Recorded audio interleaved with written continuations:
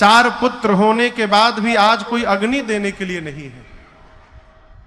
राम लक्ष्मण जी one चले गए, भरत शत्रुघ्न जी ननिहाल गए हुए हैं, अग्नि कौन देगा? सेवकों को बुलाकर गुरुदेव ने कहा कि शीघ्र जाइए भरत जी के पास और जाकर कुछ कहिएगा मत, केवल इतना कहिएगा कि गुरुदेव ने याद किया है, अविलंब चलिए। और यहां दर्शन करिए, गोस्वामी जी कहते हैं जिस रात्रि से मां कैकेयी ने महाराज से वरदान मांगा, उस रात्रि से भरत भैया को ननिहाल में अपशगुन होने लगे। यहां दर्शन करिएगा, ये प्रसंग कहता है घर परिवार में कई लोग पास भी होकर बहुत दूर रहते हैं। क्यों? उनके आपके भाव स्वभाव अभाव से कोई लेना देना नहीं है। और कभी अनुभव करिएगा, कई लोग दूर भले रहते हैं, मन से आपके पास रहते हैं, आपके साथ तनिक भी घटना होती है उनका फोन आ जाता है तुरंत।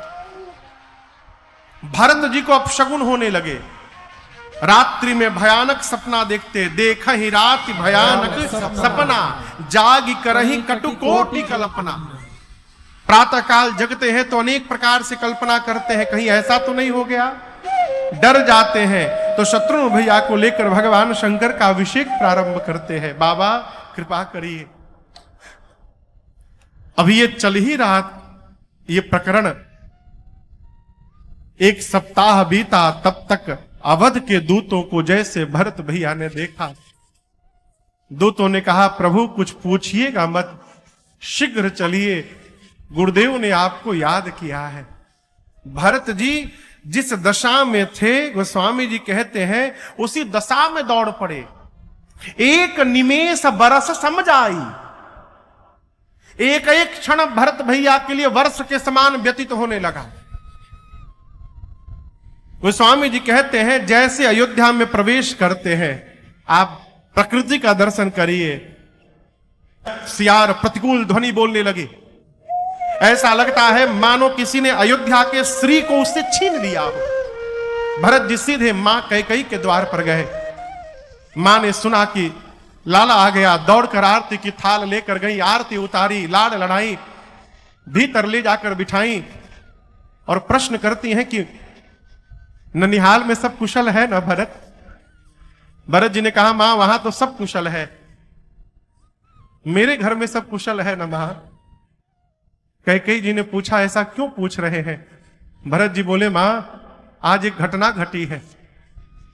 आज के पहले मैं जब भी बाहर से घर लौटा हूं तो द्वार पर आप अकेले नहीं आई हैं, मेरी कौशल्या और सुमित्रा मैया भी आई हैं। आज आप अकेले आई हैं मां, सब कुशल है ना? कैकेयी जी ने कहा पुत्र कुशल तो सब हो गया था, बेचारी मंथरा ने बड़ी सहायता की, लेकिन क्या कहूं भरत, ब्रह्मा जी ने एक बात बिगाड़ दी। भरत जी पूछे क्या हुआ मां? कैकेयी मैया बोली अब आपके पूज्य पिताजी नहीं रहे।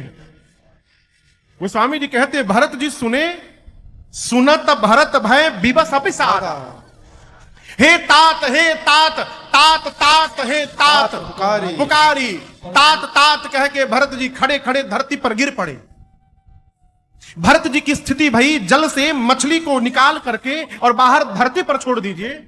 जिस प्रकार धरती पर मछली छटपटाने लगे, भरत जी तड़पने लगे।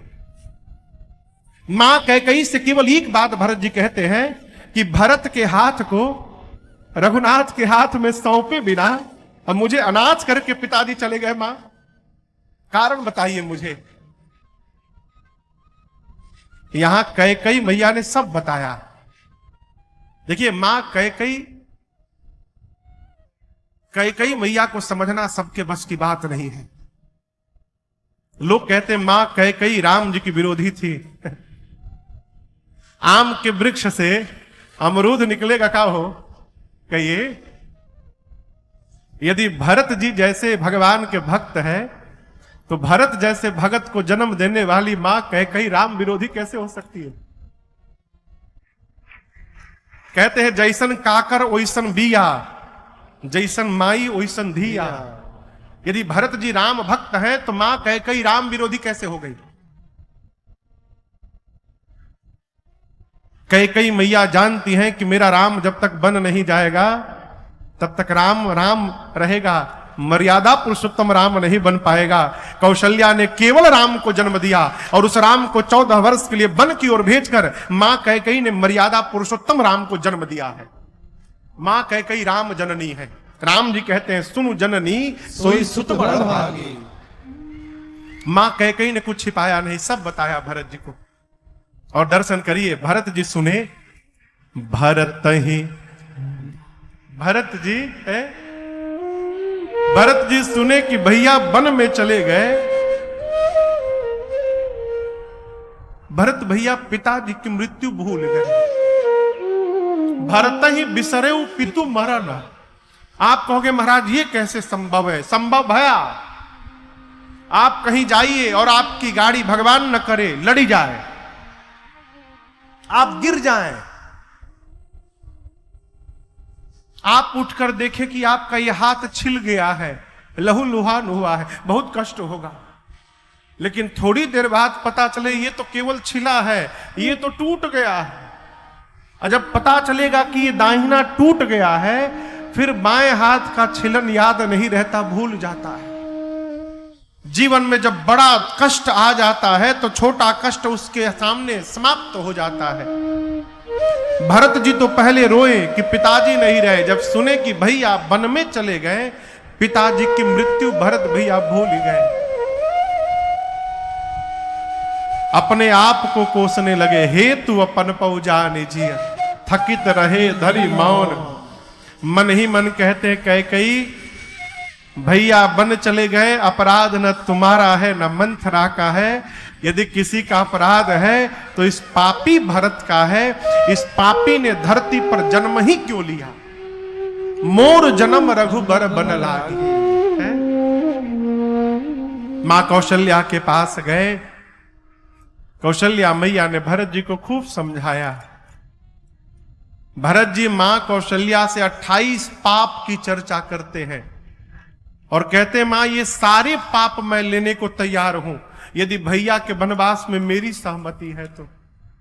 कौन से पाप? जो पाप माता पिता की हत्या से लगता है, जो पाप सदगुरु की हत्या से लगता है, जो पाप अंक में पल रहे संतान की हत्या से लगता है, सब महापाप है। जो पाप गौ की हत्या से लगता है।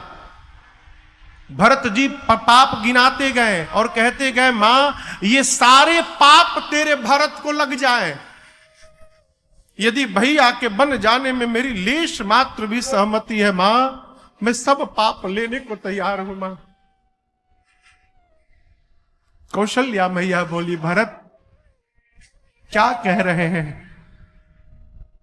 एक बात बोलूं, सूर्य जब उदित होते हैं ना तो अंधकार समाप्त हो जाता है। लेकिन भरत यह संभव है कि किसी दिन अंधकार ही सूर्य को समाप्त कर देगा। यह संभव है। यह भी संभव है पुत्र कि जल से मछली को बाहर निकाल दो तो मछली मरे नहीं जीवित रह जाए, संभव है। ज्ञान होने के बाद भी मोह समाप्त न हो, यह संभव है। लेकिन एक बात मैं कहूं, मेरा पुत्र भरत अपने भैया राम के विरुद्ध कोई व्यवहार करेगा, यह किसी युग में संभव नहीं है भरत, ऐसा कदापि नहीं हो सकता है। कितना अटूट विश्वास है हो, है? यह विश्वास ही परिवार की रीढ़ की हड्डी है। रात भर भरत जी मां कौशल्या के पास बैठे रहे। प्रातःकाल गुरुदेव भगवान ने आदेश दिया, सरजू मैया के तट पर चंदन की लकड़ी से चिता सजाई गई। अब भरत जी ने पिताजी को मुखाग्नि प्रदान किया है। भरत जी ने ऐसा 13 कर्म किया है, 13 संस्कार किया है। गोस्वामी जी कहते हैं 1 लाख मुख से उसकी प्रशंसा नहीं हो सकती, 100 मुख लाख जाए नहीं। कोई भी घर में परिवार में चला जाए तो उसके श्राद्ध कर्म को बड़ी श्रद्धा से पूर्ण करिए। श्रद्धा शब्द से ही श्राद्ध शब्द का जन्म हुआ है? ये कर्म हमारे जाने वाले के प्रति हमारी श्रद्धा को दर्शाता है। भरत जी ने गुरुदेव भगवान एक प्रकार से बताते थे तो वो स्वामी जी कहते हैं भरत जी उसको 1000 प्रकार से करते थे। त्रयोदश संस्कार हुआ, उसके बाद 4 दिन बाद श्रद्धांजलि सभा अवध में बैठी। गुरुदेव भगवान ने जगत की नायक चर्चा करते करते भरत जी से कहने लगे, भरत जी, विधाता ने मनुष्य को बनाया, सब कुछ मनुष्य के हाथ में सौंप दिया, पुरुषार्थ, लेकिन 6 वस्तुओं को ब्रह्मा जी अपने हाथ में रखे हैं। हानि, लाभ, जन्म, मरण, यश और अपयश, ये विधि के हाथ में है। कौन कब जन्म लेगा, कौन कब जगत से जाएगा, ये हमारे आपके हाथ में नहीं है, विधाता के हाथ में है। और भरत जी, आपके पिताजी सब प्रकार से बड़भागी थे, इसलिए आप पिताजी की ग्लानि न करिए। मैं कहता हूं आपके पिता जैसा पिता न कभी था, आपके पिता जैसा पिता न वर्तमान में है। और भरत जी, आपके पिता जैसा पिता दोबारा होने वाला नहीं। सब प्रकार भूपति बड़भागी, व्यर्थ में ग्लानि कर रहे हैं। आपके पिताजी को वचन से प्रेम था भरत जी, प्राण से प्रेम नहीं था। प्राण से यदि प्रेम होता तो महाराज प्राण बचाते, वचन छोड़ देते, परंतु आपके पिताजी ने वचन को बचाया, प्राण का त्याग किया। एक वचन मान करके भैया वन में चले गए, दूसरा वचन मान करके आप राजा बन जाइए। लेकिन यहां आपसे एक निवेदन करूं, भरत जी एक बात जानते हैं, क्या? मालिक बनने से बचा जाए। क्या कह रहे हैं? मालिक बनने से बचा जाए। घर में यदि कोई बड़ा है तो बड़ा के रहते घर का मालिक न बना जाए। कई लोग कहते हैं महाराज वो बड़का भैया उतना तेज नहीं है, हम तेज हैं इसलिए मालिक है। अरे आप तेज यहां आकर बने हैं, आपके बड़का भैया बड़ ऊपर से बना के भेजे गए हैं। अब इसको क्या कर दीजिएगा? इसको कैसे बदल दीजिएगा? विवेकी पुरुष वो है जो करता तो स्वयं है लेकिन अपने श्रेष्ठ को अपने से आगे खड़ा किए रहता है, ये विवेकी पुरुष है। यदि भगवान ने आपको योग्यता दी है तो आप करिए, लेकिन श्रेय अपने श्रेष्ठ को प्रदान करिए, ये धर्म कहता है। धरती पर वो सौभाग्यशाली है जिसको कोई आशीर्वाद देने वाला है? अभी आपको बताऊं, हम लोग यहां पर आए तो आने के पहले मेरी माता जी की तबीयत बहुत बिगड़ गई थी। ये स्थिति आ गई कि 23 तारीख को होली के पहले मां को कलकत्ता हॉस्पिटल में एडमिट करना पड़ा। बहुत स्थिति बिगड़ गई थी। हम यहां कथा के लिए आएंगे भी कि नहीं आएंगे ये निश्चित नहीं था। कथा कब से हुई प्रारंभ भैया? 28 तारीख से। 27 तारीख को रात को 11 बजे तक निश्चित नहीं था कि हमको आना है। सुबह में जहाज थी 7 बजे। हमारा और इनका दोनों लोग का टिकट था। अंत में महाराज श्री से बात हुई। मैंने कहा सरकार कथा भी है, भैया ने तैयारी कर दी है, समय भी नहीं है कि आगे 1-2 दिन उसको बढ़ा दे, बाहर निकलना है। तो विनय को घर पे रोक कर मैं अकेले आया। जब मां हॉस्पिटल से घर आ गई तब विनय वापस 2 दिन बाद यहां कथा में लौटे हैं। अभी मेरे बड़े भैया जो हमारे सबसे बड़े भैया हैं उनसे मेरी परसों बात हो रही थी मां की तबीयत को ही लेकर, तो बोलते बोलते भावुक हो गए। कहने लगे कि चाची घर में आ गई, बड़ी प्रसन्नता है। बाबू मैं तो डर गया था, घर में एक वही है जो हमको आशीर्वाद दे सकती है, नहीं तो मेरे से कोई बड़ा है नहीं।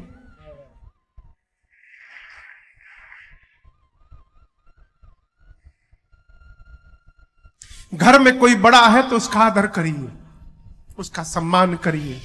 रुपया आज है रुपया कल नहीं रहेगा, लेकिन आपका जो श्रेष्ठ है वो मरने के बाद भी पितृ बन करके आप पर अपनी करुणा की कृपा की वर्षा करता है, आपको आशीर्वाद प्रदान करता है। जब तक रहता है तब तक आशीर्वाद तो देता है, जाने के बाद भी आशीर्वाद देता है पितृ बन करके। इसलिए इस बात को समझने का प्रयास करिए कि आपके जीवन में प्राथमिकता रुपए की नहीं होनी चाहिए, जीवन में प्राथमिकता संबंधों की होनी चाहिए। धन नहीं है, आ जाएगा, आया है, समाप्त हो जाएगा। संबंध यदि समाप्त हो गया ना, फिर कुछ बचने वाला नहीं है। प्रयास करिए छोटा होकर जीने में। छोटे को कोई टेंशन नहीं है, कोई भी बात हो भैया जाने है, कोई बात हो चाचा जाने, बड़े लोग जाने, वरुण बाबू का टेंशन है, वो भैया जाने। भरत जी जानते हैं कि बड़े के रहते कभी घर का मालिक नहीं बनना है।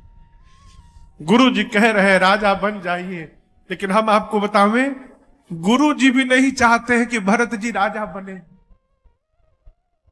समाज की व्यवस्था है कि उनको बोलना पड़ रहा है कि भरत जी राजा बन जाइए। भरत जी को गुरु जी ने रास्ता दिखा दिया, सूक्ष्म रास्ता। कहते भरत जी क्यों चिंता करते हैं, वेद विदित है, लोक सम्मति है, पिता जिस पुत्र को सत्ता देता है वही पुत्र उस सत्ता का अधिकारी होता है। गुरु जी ने कहा जेहि पितु देई सो पावई टीका। पिता जिस पुत्र को सत्ता देगा वही पुत्र अधिकारी है। भरत जी सुने, सोचने लगे पिताजी मुझे नहीं देना चाहते थे, पिताजी भैया को देना चाहते थे, मेरे लिए मांगा गया है। इसका अर्थ इस सत्ता का अधिकारी मैं नहीं हूं, इस सत्ता के अधिकारी मेरे भैया हैं। गुरु जी ने कहा राम जी आएंगे तो सौंप दीजिएगा।